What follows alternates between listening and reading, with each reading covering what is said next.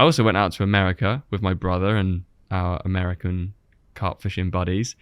We drove all the way across through the states to Idaho, where Blackfoot Reservoir is, 17,000 acres, depths that you could lose like the Empire State Building in, or it's just silly, massive. And we rocked up there and eventually found the fish and just hauled. Like, I just can't believe it that I've had one campaign in the UK where I caught one carp all year, and then I had that trip to the States where I caught 800 carp in a week. 800? Well, I personally didn't catch 800. Between me and, well, between the group of us, the four of us who were fishing, or Alex did a bit of fishing, not a lot. He was more like filming and just having a good time drinking beer. But yeah, the four of us, like, we averaged, so for about 10 days, we averaged at least 20 carp each. Yeah. And there's four of us, just non-stop for 10 days. I never experienced fishing like it. And it brought to my attention that the carp that I caught in the UK, that mid-30 scaly, beautiful carp, that's, in my opinion, the best carp I caught in my life, mixed in during the America trip, I wouldn't have photographed it because I caught so many carp. Like, it baffles me that it's still fishing. You're still casting into a pond, still trying to reel the fish in and hold them and admire them and put them back. But on one trip, there's 800 carp, and on one trip, there's one. But for some reason, that one matters so much. But I literally caught 800. I can't get my head around 800 carp. Okay, yeah. So picture the scene. You're in a bay. The bay is this one bay is the size of Rutland Water, one of the largest waters in the UK. That's the bay that we're in. Wow. And carp are crashing 10 yards out, but they're also crashing a kilometre into the distance and everywhere in between. And it's clear, but then when we take the drone up to get our sort of establishing shots of the venue, we realise that there's this wall of muddy water, and that churning is just carp. Wow. And none of those carp, okay, maybe not none of them, but like virtually all of those carp have never been caught before, because pretty much no one bothers travelling to such a remote lake. And they're all just big scaly mirrors. I was going to say that I've seen pictures of fish in Blackfoot Reservoir. They're weird. Yeah. You think, like, how did they get there from Oxford? Like, no, real talk. How did that even happen? Yeah, crazy venue. But yeah, two films that I've been working on that will be out at some point. I just need to edit them. Editing is long, but I'll get around to it. One with one carp, one with 800, and I don't know. That really shows how fishing can be so diverse. And for one person, that campaign sounds like hell. You got anglers who want to catch fish. They want to free rods on a spot and spod and whatever and haul. And then you got other guys who are like, oh no, that sounds but it's all fishing. It's mad how it's so diverse. With 800 carp, you can't get your head around that, can you? Rich, have you ever caught? I haven't caught 800 carp in my life. I confidently say that.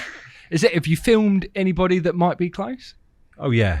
You get your boys who are on linear and they are spanking them, like, right, but maybe not 800 carp in a session. I mean, it was silly to the point where, because in America the go-to method is these big balls of breadcrumbs wrapped around the lead, and I actually found out there's this law out there in that one state which says that you're not allowed to chum, it says you're not allowed to chum, which in English terms means you're not allowed to loose feed.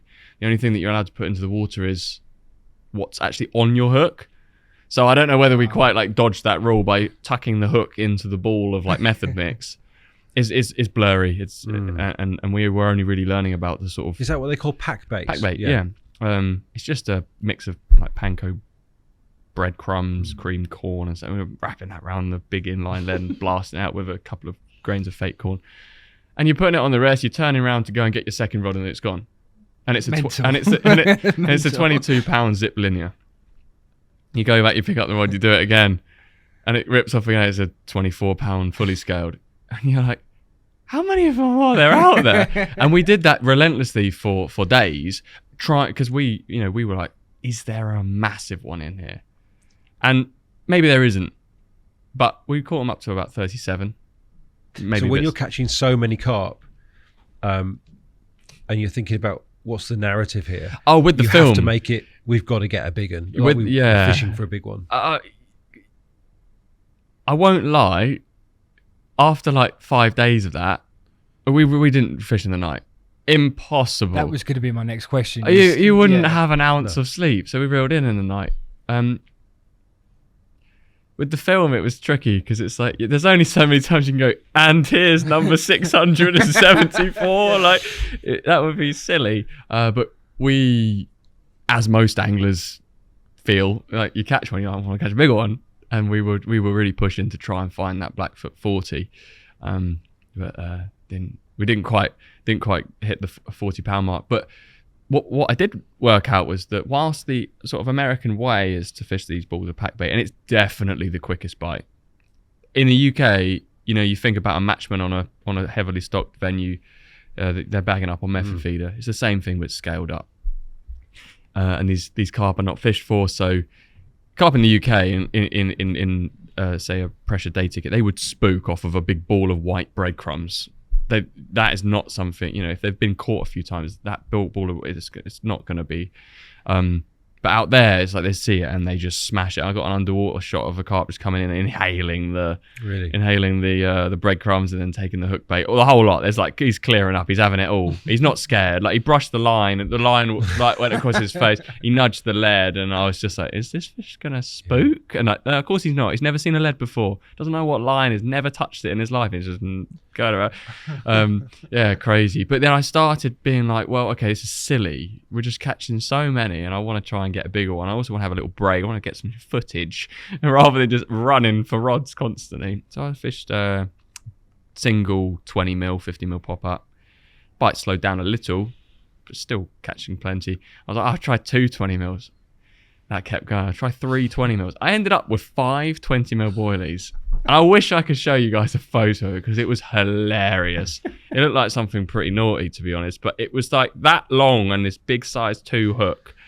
And I cast it in, and that was too far. I didn't get a bite on that one. But on like the 3 or 4 20mm boilies and a massive hook, yeah, less bites and slightly bigger average. But it was quite hard to cast, really hard to cast, because like you got your hook bait weighs more than your lead, and it's spinning like that in the air. So then I started fishing single hook baits, and just stiff hinge rig, big hook, big pop up, and just gooed it up, and it was just like that on its own, no bait, just that into the cloud of mud. And that is a big fish tactic.